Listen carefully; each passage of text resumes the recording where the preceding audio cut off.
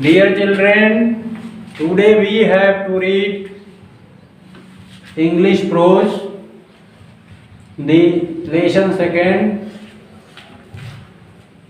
We are not afraid to die if we can all be together. Written by Gordon Cook and Ellen East. तो प्रिय छात्रों, आज आप लोगों के समक्ष यही पाठ है। यह पाठ जो है एक समुद्री यात्रा से संबंधित पाठ है, जहाँ पर लेखक ने समुद्री यात्रा के संबंध में अपना विचार व्यक्त किया है। इसको संक्षेप में थोड़ा सा आप लोग सुन लें। इसकी समरी है कि लेखक जो है 37 वर्षीय एक व्यापारी है, उसकी पत्नी मैरी है, उसकी पुत्री शू है और उसका पुत्र जोनाथन है। इस तरह से लेखक यहाँ पर बता रहे हैं कि वो जो है बहुत लंबे अरसे से समुद्री यात्रा करने की विचार कर रहे थे। उनकी पत्नी भी इस यात्रा के लिए बड़ी ही उत्सुक थी, क्योंकि इन लोगों ने बहुत से अन्वेषकों के बारे में कहानियाँ पढ़ी थी। इन्होंने उनके बारे में जो है विचार भी किया था। कहानियों को पढ़ करके, इतिहास को जान करके इनके भी मन में समुद्री यात्रा करने की प्रबल इच्छा जागृत हुई और इसी के परिणाम स्वरूप ये जो है सपरिवार समुद्री यात्रा पर निकल पड़े। शुरुआत की जो इनकी यात्रा रही वह तो सुखद प्रतीत हुई, किंतु थोड़े ही समय बाद ये जो है सागर के एक ऐसे ठिकाने पर पहुँचे जहाँ इनकी जलपोत बहुत ऊंची ऊंची लहरों से घिरी हुई दिखाई दे रही थी। उस स्थिति को देख करके इनके मन में बड़ा ही भय उत्पन्न हुआ, किंतु ये उस समय दूसरा कुछ कर भी नहीं सकते थे। धैर्य धारण करते हुए ये धीरे धीरे करके आगे बढ़ने का प्रयास करते रहे। यात्रा के दौरान ही सागर की प्रचंड लहरों का इन्हें सामना भी करना पड़ा, जिसके फलस्वरूप इनकी जलपोत टूट गई थी और जलपोत के टूटने के बावजूद भी इन्होंने अपने अदम्य साहस को नहीं छोड़ा और उस अदम्य साहस का परिणाम ये हुआ कि इनकी यात्रा पूरी भी हुई और ये सुरक्षित भी रह गए, ये बच भी गए। तो आज आप लोग जो है यही कहानी इस पाठ के अंतर्गत पढ़ने जा रहे हैं। अब इस पर ध्यान दीजिए। We are not afraid to die.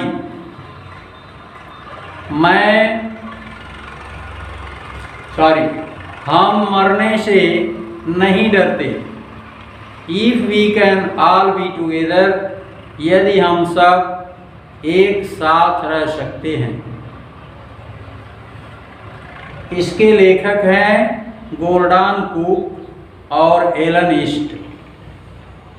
About the author, लेखक के बारे में सुने। Gordon Cook is a Canadian Olympic sailor. Gordon Cook Canada के ओलंपिक सेलर हैं या नाविक हैं। He was born on 3rd December 1978 at Toronto in Canada. उनका जन्म 3 दिसंबर 1978 ईस्वी को कनाडा के टोरंटो नामक स्थान पर हुआ था। He would sail for the Royal Canadian Yacht Club।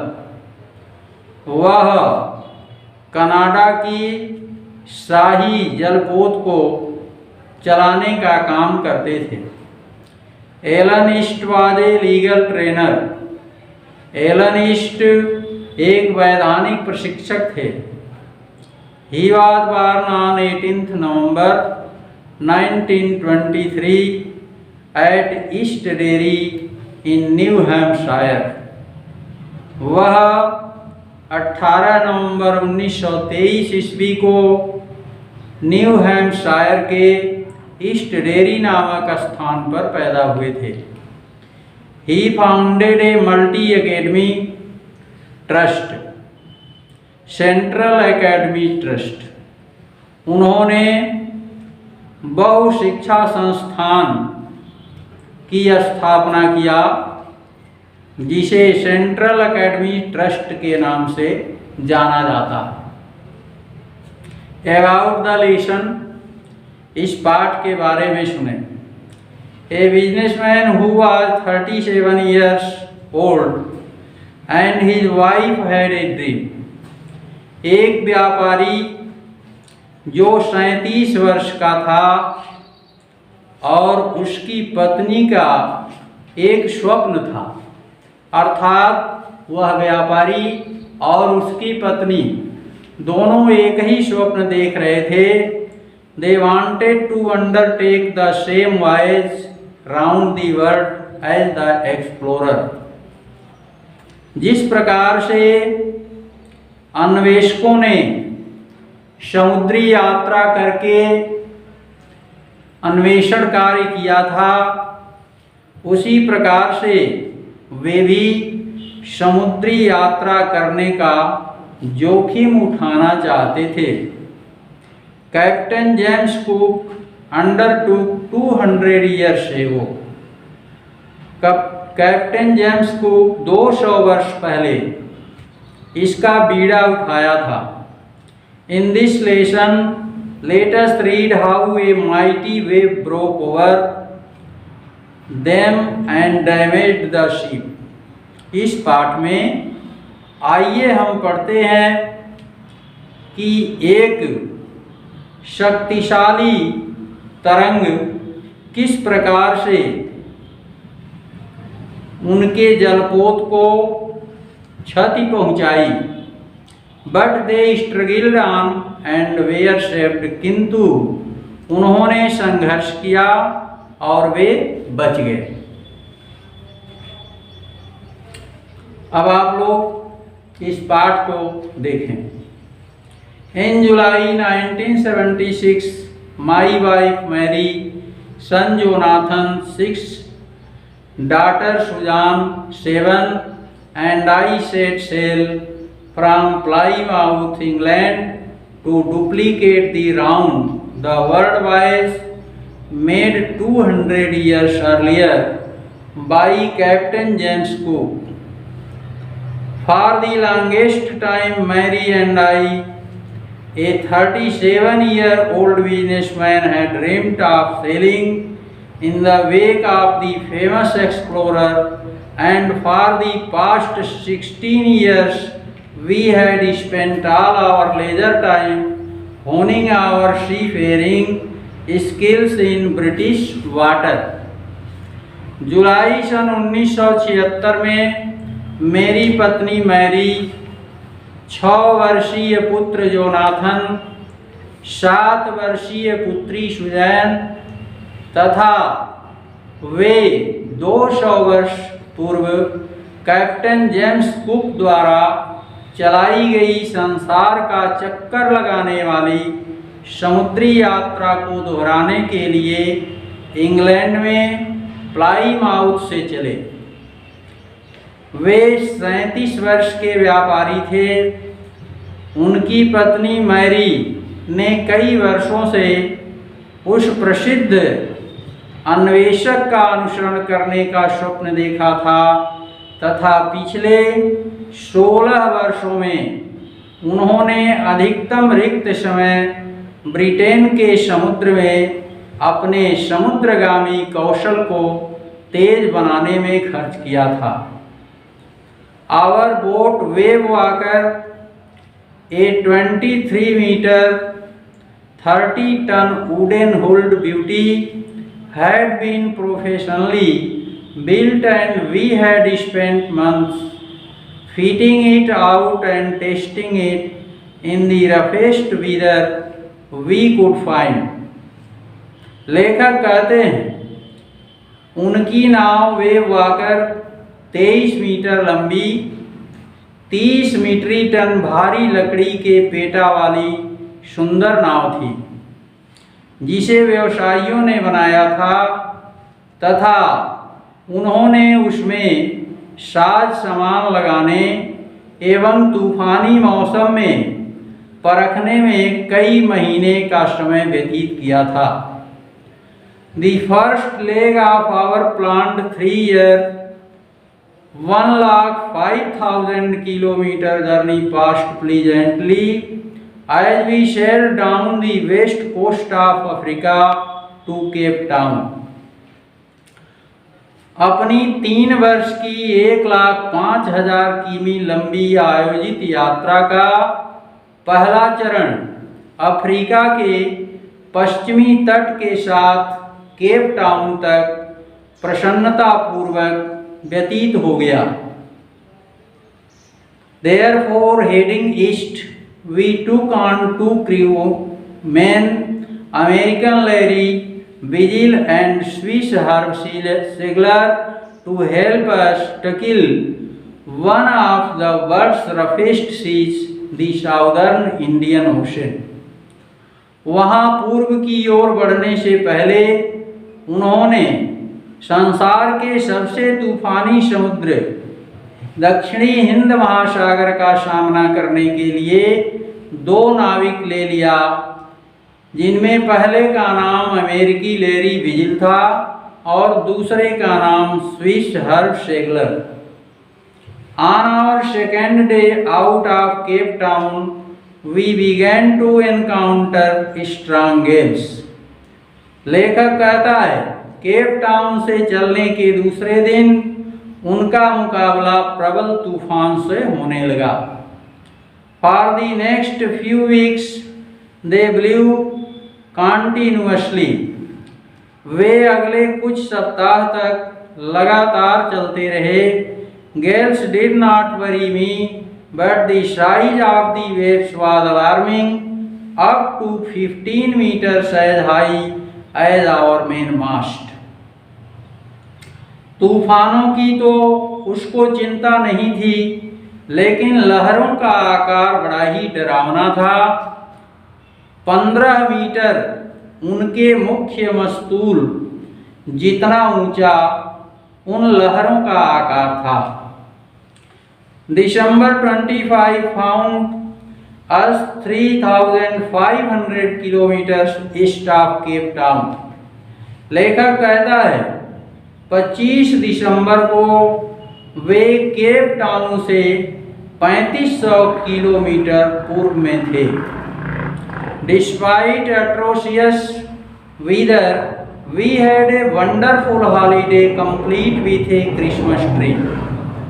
मौसम बहुत खराब होने के बावजूद भी उन्होंने छुट्टी शानदार तरीके से मनाई और वह छुट्टी उन्होंने क्रिसमस वृक्ष के साथ संपन्न किया।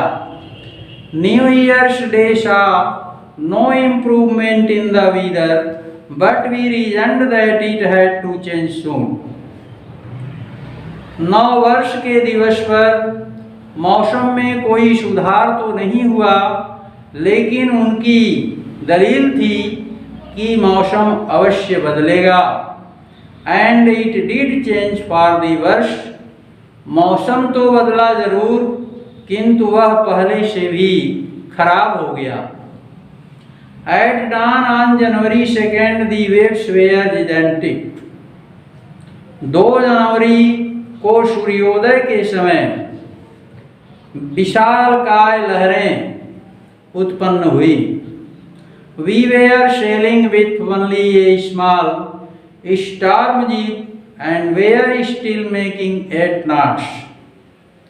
वे केवल एक छोटा तिकोना पाल लेकर यात्रा कर रहे थे तथा तब भी 8 समुद्री मील की गति से चल रहे थे। As the ship rose to the top of each wave, we could see endless enormous seas rolling towards us, and the screaming of the wind and spray was painful to the ears. जब नाव प्रत्येक लहर की चोटी तक पहुंचती थी तो वे अपने अनंत दीर्घाकार समुद्र को अपनी ओर आता हुआ देख रहे थे तथा चीखती हुई पवनें एवं फुहार उनके कानों में चुभती थी। To slow the boat down, we dropped the storm jeep and lashed a heavy mooring rope in a loop across the stern. उन्होंने नाव की गति धीमी करने के लिए तूफान का तिकोना पाल नीचा कर दिया तथा नाव को बांधने वाली भारी रस्सी का फंदा बनाकर नाव के पिछले भाग में बांध दिया। Then we double lashed everything, went through our life raft, drill attached lifelines, donned oilskins and life jacket and waited. उन्होंने प्रत्येक चीज को दोहरा बांधा, अपने जीवन रक्षक बेड़े की ड्रिल की रक्षा तार बांधे, जल रोधक कपड़े तथा जीवन को सुरक्षित रखने वाली जैकेट को पहन लिए एवं प्रतीक्षारत हो गए या प्रतीक्षा करने लगे। The first indication of impending disaster came at about 6 p.m. with an ominous silence. घोर सन्नाटा विपत्ति का संकेत लगभग 6 बजे आया, अनिष्ट सूचक स्तब्धता के साथ। The wind dropped and the sky immediately grew dark. लेखक कहता है कि हवा रुक गई और आकाश एकाएक बिल्कुल काला हो गया, काले रंग में बदल गया। Then came a growing roar and an enormous cloud towered aft of the ship.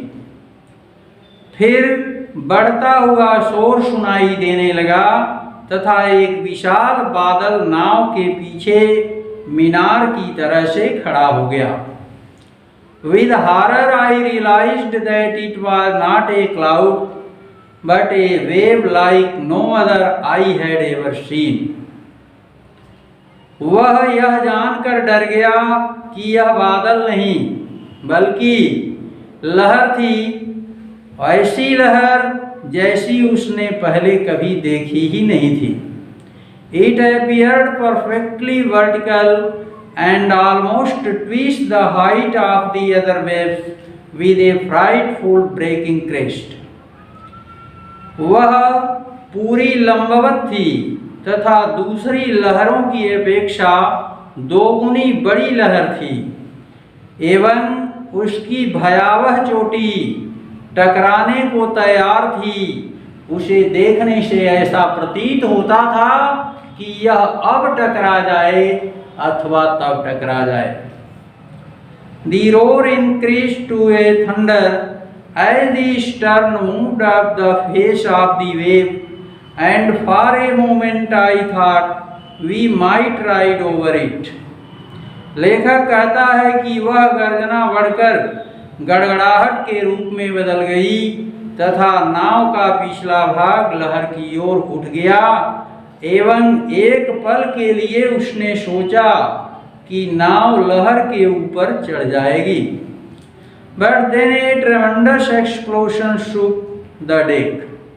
किंतु उसी समय एक भयंकर धमाके से नाव का डेक हिल उठा।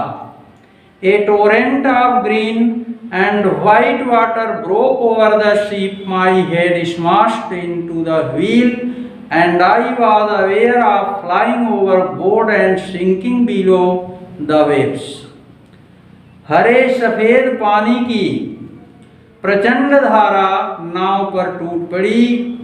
उसका सिर पहिए से टकरा गया तथा उसे ऐसा प्रतीत हुआ कि वह नाव पर से उड़कर धारा में डूब रहा है। I accepted my approaching death and as I was losing consciousness, I felt quite peaceful। उसे अपनी आती हुई मृत्यु का एहसास हुआ और उसने स्वीकार भी कर लिया कि अब उसकी मृत्यु आ गई है तथा जब वह बेहोश हो रहा था तो पूरे तरीके से शांत था। Unexpectedly, my head popped out of the water। लेखक कहता है कि उसका सिर अचानक पानी से बाहर निकल आया। A few meters away, wave walker was near capsizing, her mast almost horizontal। Wave walker कुछ मीटर पर लगभग उलट सी गई थी, उसके मस्तूल क्षैतिज हो गए थे। Then a wave hurled her upright, my lifeline jerked taut। I grabbed the guard rails and sailed through the air into wave walker's main boom। फिर एक लहर ने उसे धक्का करके सीधा कर दिया। उसकी जीवन रक्षा तार झटके से कस गई। उसने गार्ड रेल को पकड़ लिया तथा हवा में से तैरकर वेव वाकर की मुख्य लंबी कड़ी में पहुंच गया। Subsequent waves tossed me around the deck like a rag doll। उसके बाद लहरों ने डेक पर कपड़े की गुड़िया की तरह इधर उधर पटका। My left ribs cracked, my mouth filled with blood and broken teeth। उसकी बाईं पसलियां चटक गई, उसका मुंह खून तथा टूटे दांतों से भर गया। Somehow I found the wheel lined up the stern for the next wave and hung on। जैसे तैसे उसने पहिए को ढूंढा, नाव का स्टर्न अगली लहर के लिए सीधा किया तथा पहिए को पकड़े रखा। Water water everywhere. लेखक कहता है कि जहां तक उसकी नजर जा रही थी वहां तक पानी ही पानी था। I could feel that the ship had water below, but I dared not abandon the wheel to investigate। उसे लग रहा था कि नाव में नीचे पानी है, किंतु उसने संतुलन चक्र छोड़कर जाने का साहस न किया। Suddenly the front hatch was thrown open and Mary appeared। कह रहे हैं कि फलका अचानक खुल गया तथा मैरी प्रकट हो गई। We are sinking, she screamed। वह चिल्लाई, हम डूब रहे हैं। The decks are smashed, we are full of water। Deck टूट गई है और हम पानी से ओतप्रोत हैं। Take the wheel, पहिए को ले लो। I shouted as I scrambled for the hatch। जिस समय मैं उस उछाल से थोड़ा नीचे आया उसी समय मैंने यह बात उससे कही। Larry and her were pumping like madman. Larry और हर पागल की भांति पंप से पानी को बाहर निकाल रहे थे।